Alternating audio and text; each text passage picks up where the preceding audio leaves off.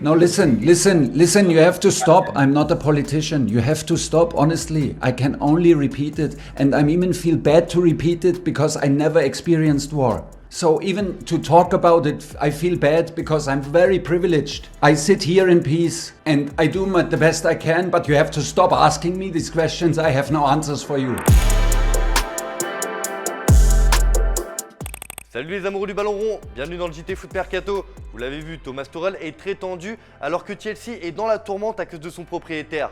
Mais le coach des Blues a tenu à insister sur le fait qu'il n'avait pas de responsabilité sur le conflit qui oppose l'Ukraine et la Russie. You know, you always start the question with the same sentence. Yeah, we know there are much more important things than football, but like, can you comment? But you decide also to ask me about war and how often do I need to say it? It's horrible. Of course, it's horrible. There cannot be any other opinion about it. L'actualité de Chelsea est très compliquée ces derniers jours car Roman Abramovich, le propriétaire des Blues, est sous le feu des critiques depuis le début du conflit ukrainien et il est cerné de toutes parts. Le patron russe de Chelsea, proche de Vladimir Poutine, est carrément poussé vers la sortie par les autorités britanniques ces derniers jours. Le boss des Blues possède des parts très importantes dans une entreprise sidérurgique, Evraz, qui fabrique les tanks envoyés en Ukraine par l'armée russe. Une implication qui pourrait lui faire perdre le club dont il est propriétaire depuis juin 2003. Si Abramovich est contraint de vendre Chelsea, l'homme d'affaires a en tout cas fixé un prix XXL. C'est le Daily Mail qui a révélé l'information aujourd'hui. Oui, Abramovich a mis Chelsea en vente et l'homme d'affaires réclame pas moins de 3 milliards de livres, soit 3,6 milliards d'euros. Avis aux amateurs. Question du jour du coup les amis, est-ce une bonne idée pour Roman Abramovich de vendre Chelsea ? Vous nous dites tout dans les commentaires et on en reparle dès demain. D'ailleurs, hier, Guillaume vous demandait si le Bayern Munich devait tout faire pour prolonger Robert Lewandowski. Vous pensez en majorité que les Bavarois doivent offrir un nouveau contrat aux Polonais car il est indispensable à cette équipe et que c'est l'un des meilleurs attaquants du monde.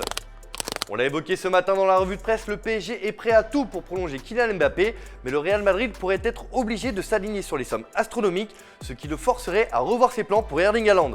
Le club madrilène rêve d'associer les deux cracks de demain, mais s'il devait offrir les mêmes sommes à Kylian Mbappé que ce que lui propose le PSG, le Real ne pourrait pas tout faire.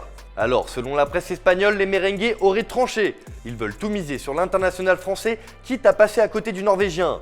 En renonçant au recrutement du cyborg, le Real aurait donc la marge nécessaire pour offrir à Mbappé les 50 millions d'euros nets proposés par le PSG. Arrivé cet hiver au FC Barcelone, Ferran Torres était pointé du doigt ces derniers temps. L'Espagnol a tenu à répondre aux critiques. Vous êtes tous focalisés sur le but, mais ça ne fait pas tout. J'apporte ma contribution à l'équipe. C'est vrai que je suis un joueur d'attaque, mais il y a d'autres facteurs comme aider défensivement, faire des passes décisives, bien s'entendre avec ses partenaires. C'est important, je suis tranquille, je suis sur le bon chemin. Les buts, ce sont des séries. Parfois ça rentre, parfois non. Il faut être régulier, rester tranquille mentalement. Il faut être positif. La mise au point est claire. Des nouvelles de Mario Balotelli qui s'éclate en Turquie cette saison à l'Adana Demirspor. Bon, à 31 ans, l'Italien a quand même quelques regrets sur sa carrière. Et notamment celui d'avoir quitté Manchester City où il a évolué entre 2010 et 2013.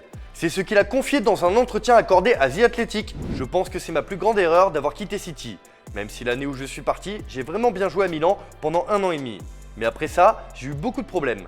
À présent, je suis plus âgé et je sais que je n'aurais pas dû quitter Manchester City à ce moment-là. Toutes ces années où j'ai vu City s'améliorer et encore s'améliorer. J'aurais pu être comme Sergio Agüero ici pendant des années. Si j'avais eu l'état d'esprit que j'ai à présent quand j'étais à City, j'aurais probablement gagné un ballon d'or. J'en suis sûr. Mais vous savez, lorsque vous grandissez, vous êtes plus mature. Hier, les U19 du PSG se sont qualifiés 2-0 face au Séville FC pour les 8e de finale de la Youth League.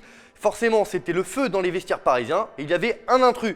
Enfin non, pas vraiment. Lui aussi c'est un titi, c'est Presnel Kipembe, toujours là pour mettre l'ambiance. C'est l'image du jour les amis.